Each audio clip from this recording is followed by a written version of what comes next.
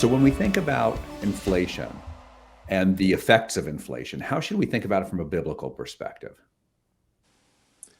Well, for me, as I say, with regard to any policy and with regard to candidates, I'm really trying to at least think about three things from, I hope, a biblical perspective, and with the complete understanding that someone else also thinks from that same biblical perspective might come to a different conclusion. But I do want to know that the policy and or the candidate has a track record, seems to be tending toward the issues of justice, fairness, equity, because I think that's a biblical concern and mandate from Old to New Testament. One example, 2 Samuel 23, final words of David: the God of Israel has spoken, the rock of Israel has said to me, one who rules over people justly, ruling in the fear of God, is like the light of morning, like the sun rising on a cloudless morning. I also want to see that that person shows and that policy shows a real concern for the least advantaged, not the most. And again, I think that's deeply biblical. Deuteronomy 10. For the Lord your God is God of gods and Lord of lords, the great God, mighty and awesome, who is not partial, does not take bribes, who executes justice for the orphan and the widow, and who loves the strangers, providing them food and clothing. And it goes on to say, you shall also love the stranger because you were a stranger in Egypt. Yeah. And so a people who have a sense of God having lifted them out of a wretched condition should carry that same heart to a concern for others who are in wretched conditions. And then the last thing I would say is I'm looking for evidence of what I call appropriate humility. And I mean by that, the essence we've all heard, Proverbs 16, pride goes before destruction and a haughty spirit before a fall. That's my experience in life, in the church, in politics. Yeah. Arrogance, the unteachableness and unwillingness to listen and hear, and especially listen to your opponents and respect your opponents, is a recipe for disaster. So those are the things I'm looking at. In the context, for example, of inflation, I would say a lot goes to why we have the inflation. And I'm more buying of the narrative that it's a combination of things. Yes, it's world events, spiking of oil, supply line. I suspect it is very much related to the huge amounts of money poured into the economy during the pandemic. People were very concerned about it, and rightly so. Well, this Milton Friedman and many other people, I think, are absolutely right. But as I'm thinking about the issue of what was appropriate for the worst pandemic in 100 years, what was appropriate for an economy that, for reasons of health and other things, was shut down, I'm at peace with the notion that we may have to pay a price that we're now trying to correct of inflation to preserve businesses with PPP payments in the billions in some cases, and individuals with unemployment and other kinds of payments that were made in the context of a country with an economy as big as ours. So for me, the biblical principles are: were these well managed? Were these equitably managed? Was there a concern for the people who were going to lose their housing because they couldn't work? Not because they didn't want to work, they couldn't work. Was that appropriate? And is the inflation that we're now paying the price for, in that sense, which, as you note, is going to have a disproportionate input on that same people, is that just? And I would argue, yes. Could we have done it better? Possibly. I'm not a good enough economist to know, but I think under the circumstances, not a bad choice for businesses or for people. Yeah, I think so. I would say, Ray, and I think you're saying the same thing, is that inflationary policies are unjust. Right? Yes, The impact of an injustice, because it's going to hurt the poor more than it's going to hurt the wealthy. We're all absolutely.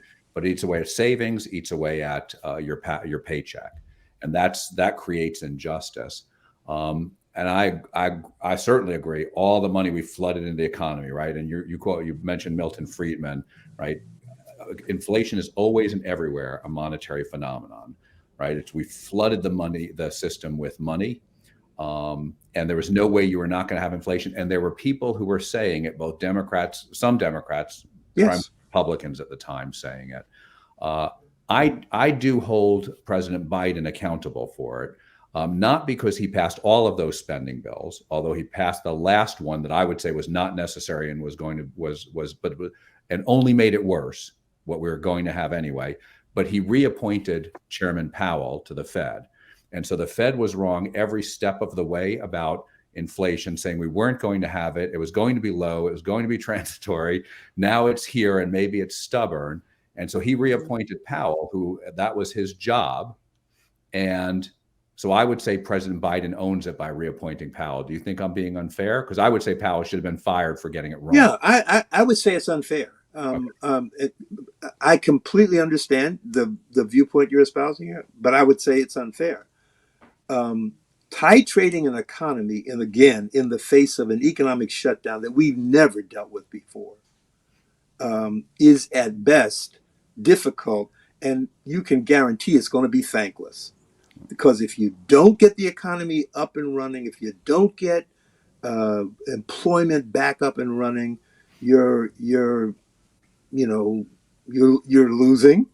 And if you do get a full economy, getting people back to work quickly, which among other things is inflationary, and wages have gone up. There's a whole series of things that are going on. All you're still going to be, in the doghouse. So again, for me, and I guess for other people, there would be a different yardstick. The the right moves were made. With hindsight, we might say this maybe should have been a little less. But I think under the extraordinary circumstances that we have just come through in the last 2 to 3 years, we haven't done all that badly, frankly. That's my assessment. Well, I'd go back to, I was telling you the story last week about my boss that I worked for. He would said, Powell had one job, no inflation. You got it wrong. Right? So you're right about all that complexity. One job at the end of the day. That's it. And in fairness, it's two jobs, and that makes it a little more complicated because the Fed is supposed to control inflation and drive inflation. And that's exactly right. And go back to my second. I said no simple answers. We're looking through this glass darkly. The second one I take from Thomas Sowell: no perfect solutions, only trade-offs. Only trade-offs. Yeah. Right. Yeah. So I also came across a Mencken quote I like, which is, for every complex problem, there is an obvious and simple solution that is wrong. Absolutely. And we'll make Enoch, sort this out for us. Oh, sort this out for us.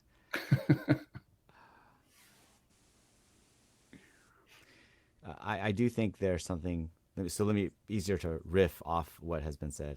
I think when I read about emergency management people, I don't think you can win. I mean, because they're always going to say it should have been better. But I think one, I don't know if I know what it could have been worse. I do believe you should almost never say, well, it can't get any worse. I'm a firm believer that the answer is almost always yes, it can't get worse. So I think that's just a really challenging, thankless position or job. As far as all the political appointees, I mean, that's within the normal realm of politics. But I do agree that in an unprecedented or historic sort of situation like this, I also think you're right, Charles. If you take that job, it's a thankless job. Yeah. And if you take that job, I see this in military commands. When I read about that, I see this in high posts in the government.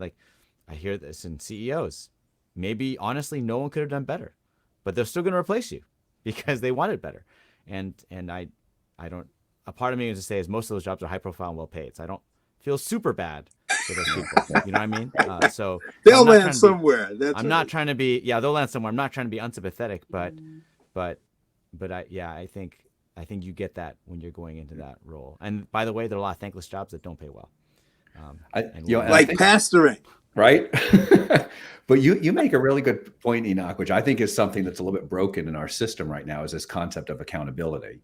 And so I don't advocate a different system for the United States, but in the UK system, if you screw this up, you're fired, right? That minister will resign from their post, the equivalent of a secretary, a cabinet secretary for us.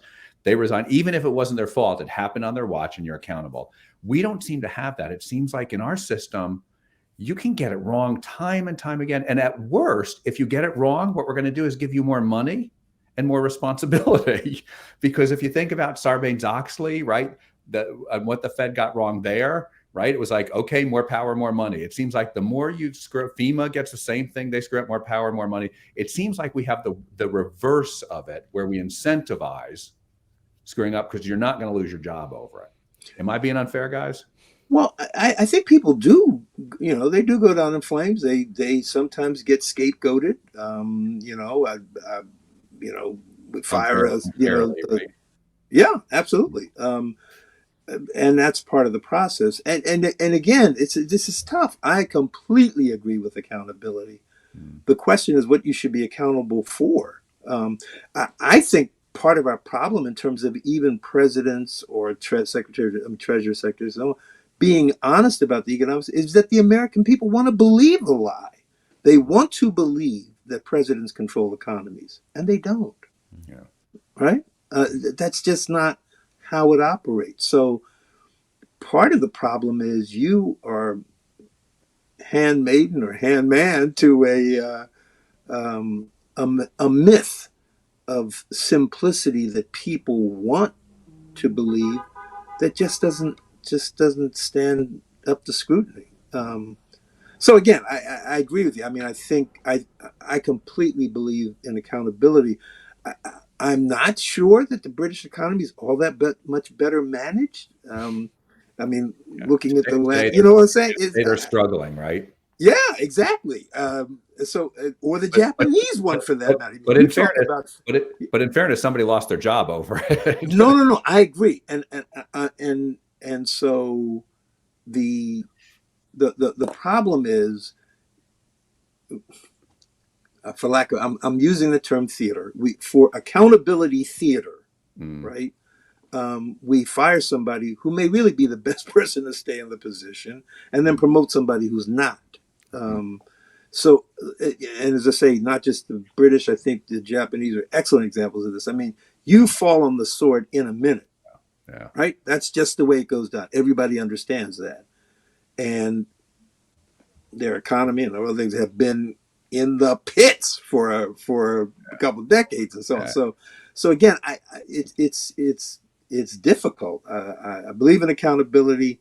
I'm not sure just because it goes wrong on your watch, you should always fall on your sword. Yeah.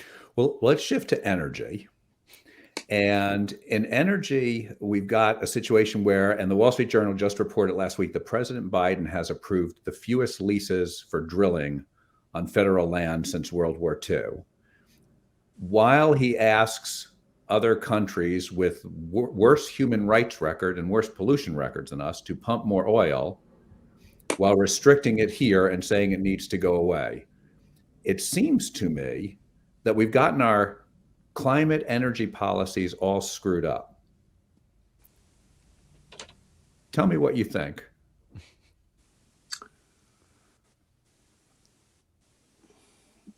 All right. Well, no one's jumping in and saying, no, they make perfect sense. No. I think we are in, again, an unprecedented situation. And it would be tough if we were all on one accord, and we are not. So we've got several groups, people who are deeply afraid for the future, who see what we can all see, right? We don't agree on what the cause is, but we can all see more storms, more flooding, more extreme kind of weather situations sort of developing. We are all more concerned and have been, I think, for several decades now around pollution and other environmental effects, whether it's rivers going up in flames or harbors that are untenable, so on. So on one level, there is a general concern, though not necessarily agreement, about how we got there and what should be done about it. But you've got some people who are deeply alarmed, existentially alarmed about this. Think it's an unbelievable justice issue that this generation is passing on to future generations an untenable situation. Not just poor people in other countries, our own children. So you've got one group that's, really ginned up on that side. You've got other people who may or may not think humans are playing a role here, but who would argue the most important thing is to have an economy humming and producing jobs and lifting countries out of poverty right now. People can have all kinds of reasons for their arguments, but the arguments per se are not bad arguments. What are the appropriate trade-offs here? The future versus the present. The poor now versus potentially impoverished generations later. And I don't know ever in human history that we've had to sit down and think literally about the future conditions of the planet, not just our country, not just even those around us, but potentially the planet. So these are very, I think, very, very hard. On the one level, you say you're right. This could have adverse impacts on the economy, that would have an adverse impact on the poor, no question. On the other hand, we know for a fact that many of the environmental impacts weigh unbelievably hard on the poor, whether it's fumes and pollution, whether it's toxic land or water. So what are the trade-offs here? And again, I probably lean toward the people who would say, look, I'm really concerned, and I really do believe that this is human driven. I really do. And I would like to see us take that on. I respect deeply people who say, I'm not sure about that, or I'm not as sure about that. But again, I think this is the kind of situation where we're going to have to keep talking with each other and figure out the trade-offs short of going to war. I'd add a skepticism that we actually are capable of managing the temperature of the planet. And that if we can't predict the temperature next week, I don't know how we can do it 100 years from now. Well, no, in a funny way, I sort of think the long-term trends sometimes are easier than the day-to-day ones, where random factors are much more in play. Often, I think it's true. It's like predicting disease outcomes. I can't say for you individually because there's so much that bears on it. But I can tell you what a population of you are likely to do. Yeah. How many of you will survive 5 years from now, right? So I do think that the reality is often longer term, big outcomes are somewhat easier than more random and other things that are day to day. Now that said, I'm cautious. I think we have to remain open. I think there are other reasons. For example, I'm a very big proponent of the green economy. I think there are a lot of reasons to figure out how we can move to a less fossil-driven economy. But I think we also have to be realistic about how fast that transition and change can take place. And for all the reasons that you noted, how do we? I mean, are wealthy companies willing to share as they're telling poor countries that didn't get the advantage of the last 150 years of the Industrial Revolution, or 200 years, and Ray, I think you've hit on the biggest piece of that is how fast we go. Because if we can have, if we get to the point where green energy is as reliable and as inexpensive as oil, then we don't need to force people into it. It's going to happen naturally. It seems like what's defective, I think, in the policy today is it's more expensive and it's less reliable. Sure. And that does away with jobs for people typically at the lower end of the earnings scale again.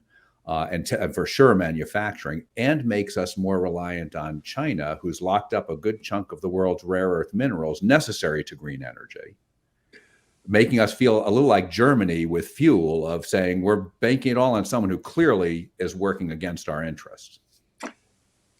Who's going let to me let Enoch jump on in there. who's going to add who's going to add 100 forever. and who's going to add 100 coal-powered plants this year? So they're moving in a completely different direction than we are, right? And you're right. And the pandemic, the supply line issues, energy, all of these are going to remake us think a whole lot of assumptions about globalization.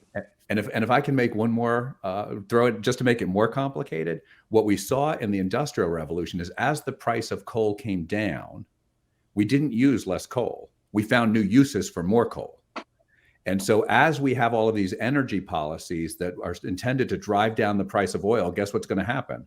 We'll find more uses for oil, right? So it seems, that's why I look at it and go, it seems to me like we're not being thoughtful about, even if we agree there's a problem, and even if we agree it's man-made, and even if we agree we can do something about it, it seems like we've got the policies just all messed up. And we're moving ahead like we don't care about the impact it has on people. And Enoch knows this one because I gave it to him last week, right? California passes a law saying we're not going to sell gasoline cars after 2035, and the next week they're saying don't charge your electric cars, right? It seems like we're not even thinking about the implications for everyday people. And as I say, trade-offs here. How quickly do we move, especially the old timers like us who are not going to be around for the next wave of consequences, right? It's a delicate balance, and I yield the floor to my distinguished colleague, Pastor Enoch Liao. Wow. Go ahead, Enoch. What do you think? So I thought you were talking about the specific issue that Biden and drilling, but if we're going to talk about energy policy, put it all together because it's hard to separate. I'm actually finding that the younger people get, the more they care about environment. It could be a fusion of the sinking feeling that, wait, we're going to inherit this, whether it's Social Security or the lack thereof or the planet. I also feel like, at least here in Massachusetts, schools and probably around the country, justice is a much more on the forefront of our education and thinking. So I actually feel like it's almost a moot debate because everyone, I mean, you can call it about climate change. You could call it about sexuality. The presumption is people in their 40s or 50s and 60s can argue all they want, but the 10s and 20-year-olds, they already believe it and they're already there. So I think most of the people, from a human change standpoint, all the debating here of older generations, I feel like younger generations are looking like, well, yeah, I mean, you can do what you want, but we're gonna take better care of the planet. I think I don't know many people throughout our region of different backgrounds. Like we're talking wealthy suburbs, we're talking urban wealth, we're talking like, lower income suburbs. I feel like across the board, people kind of more aware about that. So that's my general sense about climate change. We've been having several years worth of, we have a social responsibility emphasis every year. And there are 2 years about, I think there were 2 years about climate and environmental stewardship, or loving your neighbor, loving your future neighbor, in terms of our planet. So I feel like if a probably conservative immigrant Chinese heritage church talks about the climate, then I feel like, and we're not like on the cutting edge of that. I think at least here in New England and Massachusetts and Boston, we're thinking about the economy. And I do think we really need, actually almost everyone I know who bought a car in the last 3 years was trying to buy an electric car. It's just that, to your point, Charles, they're actually luxury items for the most part. But again, that's how it works. You have to make the infrastructure, and that's what you're paying for when you bought a Tesla 5 years ago. You're helping lay down the infrastructure, or get the government to give you the money to lay down the infrastructure. So I do think that is coming along. I do think there's an equity issue of, like Ray said, like the countries that are the biggest emitters, their moral argument is, well, you guys are high and mighty because you can make the transition to lesser fossil fuel burning economies, but you just spent a couple hundred years of our planet doing that, and now we're there. We can't go ahead and just get there. So if the United States says no drilling here, drill somewhere else, actually I think there are a lot of developing nations that would yeah, we got to drill because we got to get through that economic stage of our country's development. Not that economic evolution is linear by any means, but I mean, that's sort of the thing. I guess the theory would be cheap when I cheap was, energy. Yeah, cheap energy gets you out of poverty, Yeah. and they would say it's unreasonable to say you got rich, now we can't. Thanks for listening to our third episode in our political discussion series. Listen next week for more responses from Pastor Enoch and Pastor Ray on approaching energy biblically and the beginning of our conversation on student loan debt. Visit visionNewEngland.org for past episodes and resources, and click Donate to partner with us to accelerate evangelism. This program is brought to you by our friends at the Louise Palau Association, who are dedicated to proclaiming the good news, uniting the church, and impacting cities worldwide. God bless you, and thanks for watching.